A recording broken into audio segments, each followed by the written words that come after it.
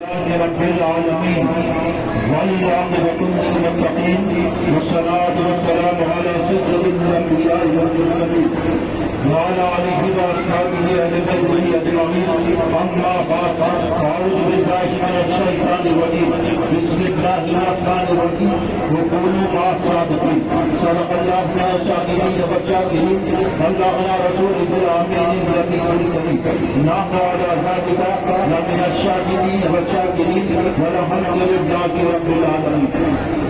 اعلیٰ حضرت مجددین امت عظیم البرکت امام احمد رضا فاضل بریلوی علیہ رحمت اللہ یوں ارشاد فرماتے ہیں کیسے آقاؤں کا بندہ ہوتا کیسے آقاؤں کا بندہ ہوتا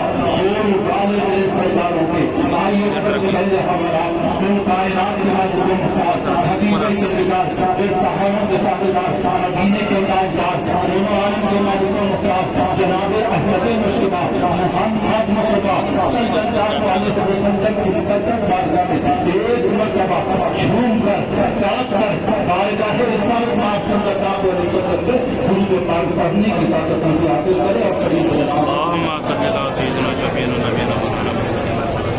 پتہ نہیں آپ بہت خاموش بیٹھے ہوئے ہیں یہ خاموشی تمہیں جینے نہیں دے گی بے شک یہ خاموشی تمہیں جینے نہیں دے گی جینا ہے تو پروگرام بتا دو مرید ہے مرید کیسے ہیں جو مریض بنے ہوئے ہیں مرید ہے اور پیر کے چہلم میں آئے ہیں بڑی تعجب کی بات ہے ہماری زبان پر نبی کرنا منع نہیں ہماری زبان پر درود پاک پڑھنے کو کہا جا رہا ہے تو درود پڑھنے کے لیے ہم تیار نہیں شجرۂ قادریہ پڑھا جا رہا ہے ہم اپنے دامن کو نہیں اٹھا رہے ہیں عقیدہ اس کو نہیں کہتے ہیں محبت اس کو نہیں کہتے ہیں چاہت اس کو نہیں کہتے ہیں وفاداری ضروری ہے ذکی نقشبندی پورے ہندوستان میں رہتا ہے دینداری ضروری نہیں ہے پرہیزگاری ضروری نہیں ہے ایمانداری ضروری نہیں ہے سب سے پہلے اگر تو نبی کی وفاداری بے شک نعرہ تکبیر نعرہ رسالت کسی سے تب تک نہیں ہے جب تک وہ عاشق رسول نہیں بے شک کیسے آقاؤں کا بندہ ہو رہا کیسے آقاؤں کا اللہ تبارک و تعالیٰ نے جنت کے دروازے پر کھولے سب کو معلوم ہے ماہ رمضان میں شیطان بھی کہے اور اللہ اپنے بندے کو بلا رہا ہے جنت کے دروازے کھلے ہیں پیر دادے سید ابو بکر قادری صاحب نے مکمل سجا آپ کے سامنے بیان کی میں دیکھ رہا تھا آپ کے چہرے چمکے اور اگر آپ کو میں یہ کہوں کہ آپ کا پیر جن سے آپ بیعت ہیں ان کے وصال کے ٹائم کو ان کے وصال کے وقت کو آپ کو سمجھنا ضروری اس وقت جس وقت دروازے کھلنے اور اس وقت اللہ تعالیٰ بلا رہا ہے حضرت پیرزادہ سید وقار احمد قادری علیہ رحمہ پھر بھی ہمارا عشق نہیں ڈرتا بڑی عجیب بات ہے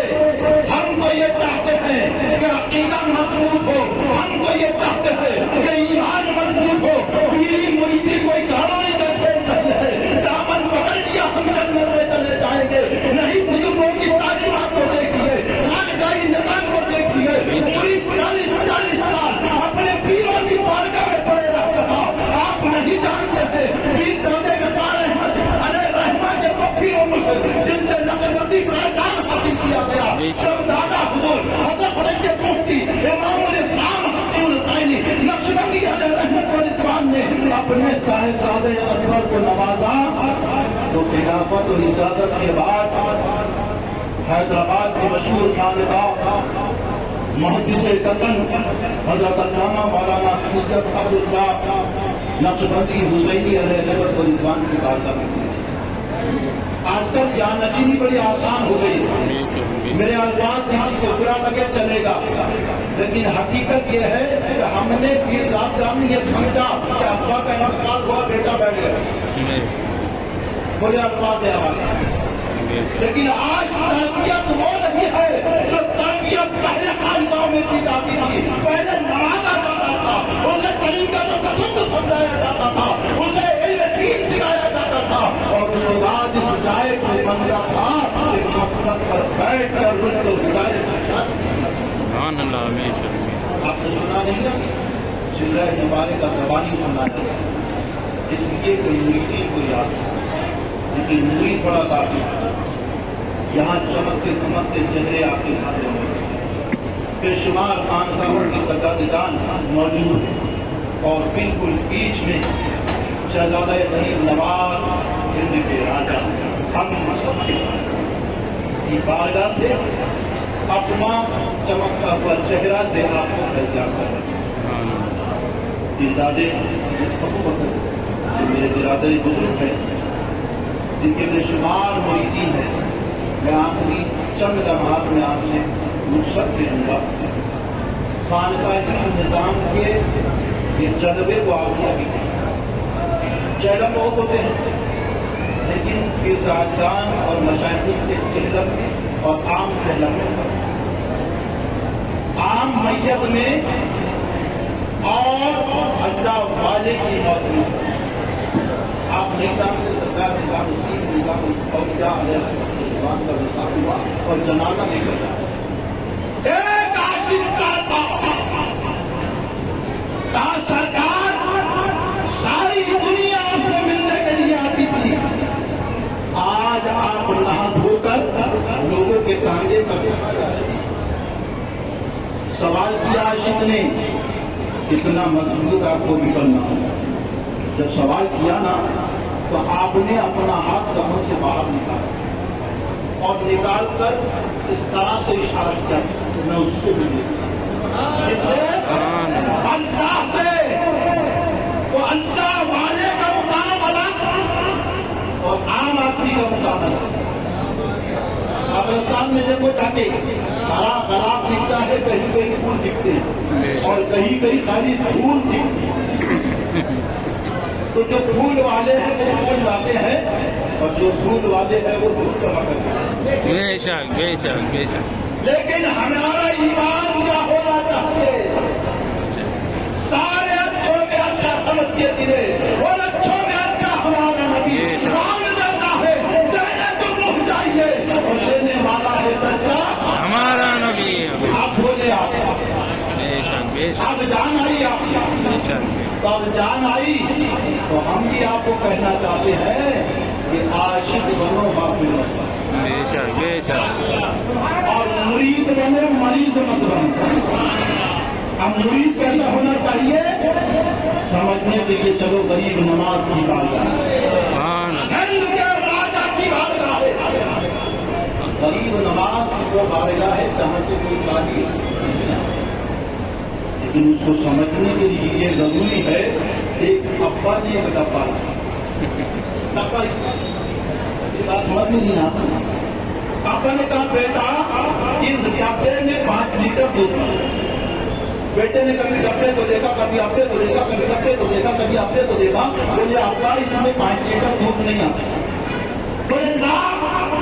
بولے ابا ہم اس میں ہمیشہ لاتے 2 سے 3 لیٹر دودھ آتا 5 نہیں آتا اب بیٹے نے سمجھایا ابا نے کہا بیٹا لا اب ابا کا بیٹا سیدھا بھاگا اماں بولے اماں کیا ہوگا کچھ سمجھ نہیں آ رہا یہ ڈبا اتنا صاف اور یہ میرے ابا بولے سے 5 لیٹر نہیں آئے گا 5 لیٹر نہیں آئے گا بولے بیٹا تو ٹینشن کیوں لے تیرے ابا کی کبھی چلی کیا چلے گی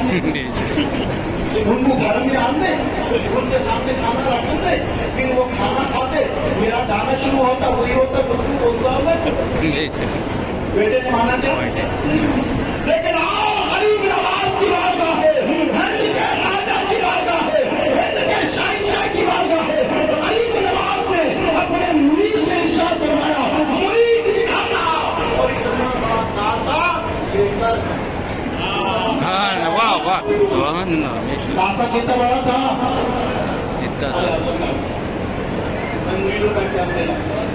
آپ کی دادے اتنا بڑا تو بولو نا جی ہاں اناناس آڈر کتنا تھا بہت بڑا اب مرید کو کہاں